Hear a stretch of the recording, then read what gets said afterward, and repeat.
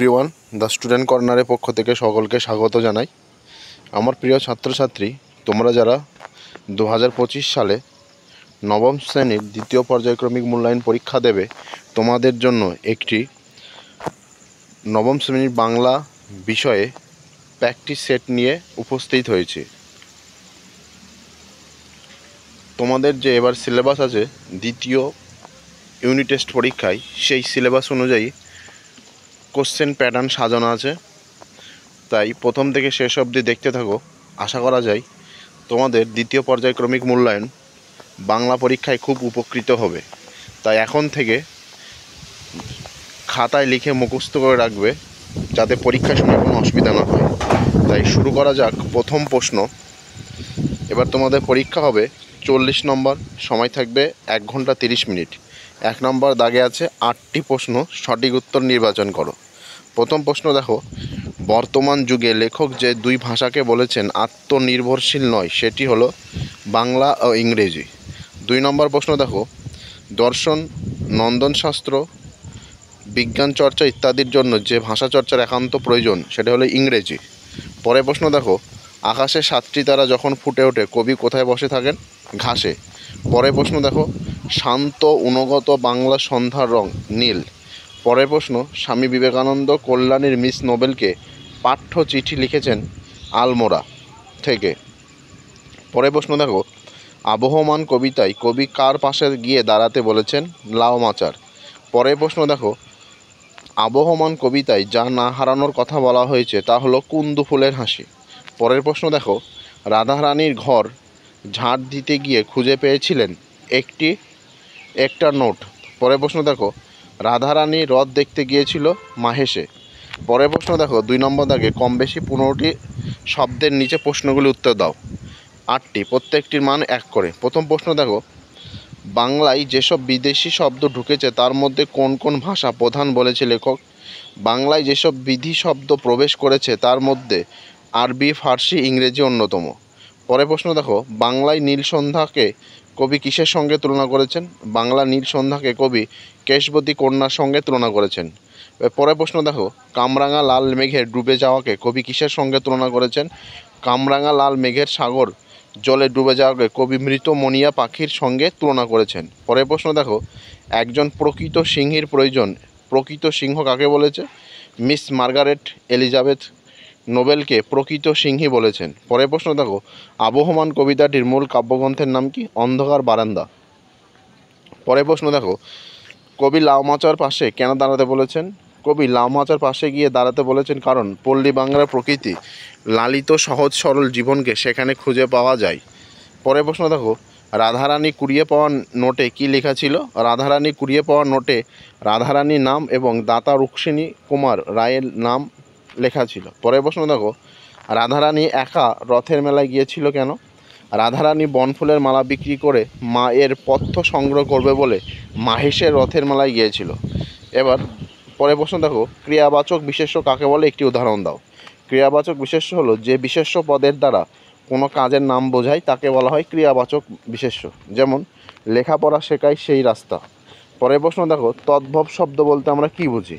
তদ্ভব শব্দ বলতে আমরা বুঝি, তদ্ভব শব্দটির অর্থ তদ থেকে ভব অর্থাৎ উদ্ভব বা উৎপন্ন। সংস্কৃত তথা প্রাচীন ভারতীয় আর্য ভাষার শব্দ থেকেই তদ্ভব শব্দ উৎপন্ন হয়েছে। এবার 3 নম্বর দাগে দেখো, কম বেশি 150টি শব্দের নিচে যে কোনো একটি প্রশ্নের উত্তর দাও। মান হচ্ছে 5।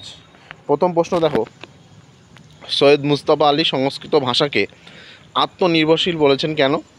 বর্তমান যুগে ইংরেজি ও বাংলা ভাষা আত্মনির্ভরশীল নয় কেন? উত্তর দেখো, ভাষার আত্মনির্ভরশীলতা তার সমৃদ্ধ শব্দভাণ্ডারের ওপর ভিত্তি করে গড়ে ওঠে। লেখক মুজতবা আলী সংস্কৃত ভাষার এই সমৃদ্ধ শব্দভাণ্ডারকে লক্ষ্য করেছিলেন। কোনো নতুন চিন্তা, অনুভূতি বা বিষয়কে প্রকাশ করতে হলে সংস্কৃত ভাষাকে অন্য ভাষার শব্দভাণ্ডার থেকে শব্দ ধার করতে হয় না, কারণ সে তার নিজের শব্দভাণ্ডার থেকে প্রয়োজনীয় শব্দ বা ধাতু পেয়ে যায়। তার মানে এই নয় যে সে বিদেশি শব্দ কখনোই গ্রহণ করেননি। সামান্য যেটুকু গ্রহণ করেছে তাতে সংস্কৃত ভাষার পর নির্ভরশীল হয়ে পড়বার কোনো সম্ভাবনা থাকে না। তাই লেখক সংস্কৃত ভাষাকে আত্মনির্ভরশীল বলেছেন। দ্বিতীয় প্যারাতে দেখো, যে ভাষার শব্দভাণ্ডার যথেষ্ট সমৃদ্ধ এবং যে ভাষাকে প্রয়োজনে বা অপ্রয়োজনে অন্য ভাষা থেকে শব্দ ধার করতে হয় না, সে ভাষাকে আত্মনির্ভরশীল ভাষা বলে। লেখক লক্ষ্য করেছেন যে ইংরেজি ও বাংলা প্রয়োজনে বা অপ্রয়োজনে অন্য ভাষা থেকে শব্দ নিয়েছে এবং এখনও নিয়ে চলেছে। পাঠান মোঘল যুগে আরবি, ফার্সি ভাষা থেকে বহু শব্দ আইন, আদালত, খাজনার নতুন বিন্যাসের কারণ বাংলায় ঢুকেছে। পরবর্তীকালে প্রচুর ইংরেজি শব্দ ও ইংরেজি মাধ্যমে ভিন্ন ভাষার বহু শব্দ ইংরেজি বাংলায় ঢুকে পড়েছে বা এখনও ঢুকছে। বাংলা শব্দভাণ্ডার অন্য ভাষা থেকে শব্দ গ্রহণ করে নিজেকে সমৃদ্ধ করেছে। ইংরেজির ক্ষেত্রেও এমনটা ঘটেছে, তাই লেখক এরকম মনে করেছেন। এবার 3-2 দেখো, স্বামী বিবেকানন্দ লিখিত পাঠ্য চিঠি বিষয়বস্তু আলোচনা করো। উত্তর দেখো, লন্ডনে স্বামী বিবেকানন্দের সঙ্গে মিস নোবেলের প্রথম সাক্ষাৎ হয়। স্বামীজির বক্তৃতায় তিনি অনুপ্রাণিত হন। পরবর্তীকালে ইংরেজ ভক্ত মিস্টার স্টাডির চিঠি থেকে স্বামীজি জেনেছেন যে মিস নোবেল ভারতে এসে সব কিছু চাক্ষুষ দেখতে দৃঢ় সংকল্প। মিস মুলারের কাছ থেকে স্বামীজি নোবেলের কার্যপ্রণালী সম্পর্কে জেনেছেন, কিন্তু ভারতের সামগ্রিক পরিবেশ ও পরিস্থিতি ইউরোপ, আমেরিকা থেকে সম্পূর্ণ আলাদা। কুসংস্কার, অস্পৃশ্যতা, জাতিভেদ, ইংরেজ প্রভুর দাসত্ব আর প্রবল দারিদ্র্য প্রভৃতি এখানকার মানুষদের আষ্টে পৃষ্ঠে বেঁধে রেখেছে। এদেশের আবহাওয়া উষ্ণপ্রধান। এসব জেনেও যদি মিস নোবেল ভারতের জন্য নিজেকে উৎসর্গ করতে চান, তাহলে সেখানে তার সামান্য এক বিরাট ভবিষ্যৎ রয়েছে। বিশেষ করে ভারতীয় নারী সমাজ তার দ্বারা অসীম উপকৃত হতে পারে। তার মতে শিক্ষিত, একনিষ্ঠা, পবিত্র, প্রেমময়ী এবং সুপ্রাচীন কেল্টিক সভ্যতা জাত উন্নত চরিত্রের নারীকে এদেশের প্রয়োজন। এই সব তথ্য ও মতামত জানিয়ে মিস নোবেলকে স্বামীজি সরাসরি চিঠি লিখেছেন। এছাড়া কয়েকজন ইউরোপীয় ব্যক্তির চরিত্র বিশ্লেষণ ও কর্মপদ্ধতি এই চিঠিতে আলোচনা করেছেন লেখক। তারপর তিনি মিস নোবেল এদেশে এলে তার কি কাজ হবে সে বিষয়ে নির্দেশ দিয়েছেন। এবার দেখো 4 নম্বর দেখে, মান 5 কম বেশি এই একই 150টি শব্দের নিচে যে কোনো একটি প্রশ্নের উত্তর দাও। দেখো প্রশ্নটা দেখো, কামরাঙা লাল মেঘ যেন মৃত মনিয়ার মতো কামরাঙা লাল মেঘ কোথায় ডুবে যায়? কবি লাল মেঘকে নীল সন্ধ্যায় বিলীয়মান হতে দেখে যে অসামান্য ছবি এঁকেছে তার তাৎপর্য বুঝিয়ে দাও। উত্তরটা দেখো ভালো করে। আকাশে 7টি তারা কবিতায় পশ্চিম আকাশে ঢলে পড়া কামরাঙা লাল মেঘ যেন মৃত মনিয়া পাখির মতো গঙ্গাসাগরে ঢেউ ডুবে যায়। কবি জীবনানন্দ দাশ ঘাসের ওপর বসে বাংলা ছন্দ সৌন্দর্যে মায়া মমতাকে লক্ষ্য করেছেন। অস্তমিত আলো যেন দিগন্তকে গাঢ় লাল আলোয় আলোড়িত করেছে। সেই সময় সন্ধ্যায় আবছায়া ডুবতে থাকা মেঘপুঞ্জের নিঃশব্দে রূপান্তরিত হতে থাকা বর্ণময়তাকে কবি লক্ষ্য করেছেন। ভাসমান ঘন লালের প্রতিফলন নানান আকারে মেঘ পাকা কামরাঙার বর্ণ ধারণ করে। এই অস্থির খণ্ড খণ্ড লাল মেঘ দলের দিগান্তের চঞ্চলতা তাকে ক্ষুদে ছটফটে মুনিয়া পাখির সঙ্গে তুলনীয় করতে চলেছে। নানা বর্ণ বিশিষ্ট মুনিয়া পাখি রক্তাক্ত শরীরের মতো চলিলেও মেঘ সন্ধ্যায় ঘনয়মান নীল আধারে ডুবে যায়। মৃত মনিয়া যেমন জীব থেকে মৃত্যুর মুখে খসে পড়ে, তেমনি এই কামরাঙা লাল মেঘেরাও সন্ধ্যার অন্ধকারে নিমজ্জিত হয়। তারপরে দেখো, গঙ্গাসাগরের জলে অর্থাৎ জীবনের ক্ষণস্থায়িত্ব ফুটিয়ে তুলতে কবি জৈবনিক লালের বীর প্রতাপ রহস্যময়ী নীলের বিস্তারকে তীব্র করে তোলেন। মেঘ ভাঙা রোদের আলোয় দেখা বর্ণময় মেঘের সৌন্দর্য মৃত মনিয়ার মতো আসন্ন সন্ধ্যায় ব্যাপ্তিতে গ্রস্ত হয়ে শেষ হয়ে যায়। এভাবেই দৃশ্যগত ও অর্থগত সাদৃশ্যকে ব্যক্ত করতে কবি মেঘকে মৃত মনিয়ার মতো বলে অভিহিত করেছেন। 5 নম্বর দেখো, যে কোনো একটি প্রশ্নের উত্তর দাও। মান 5 প্রশ্নটি হলো, তুমি ঘরে আসিয়া দাঁড়াও, আমরা আলো জ্বালিয়া দেখি, টাকা কি পয়সা? বক্তা কখন এই মন্তব্য করেছেন? আলো জ্বালার পরের ঘটনা উল্লেখ করো। উত্তরটা দেখো, বঙ্কিমচন্দ্র চট্টোপাধ্যায় রাধারানী গল্পাংশে রাধারানীর কাছে তার ফুলের মালার যাবতীয় কথা শুনে পথিক ভদ্রলোকটি সদয় হয়ে বাড়ির বিগ্রহকে পরানোর জন্য মালাটা কিনে নিতে চায়।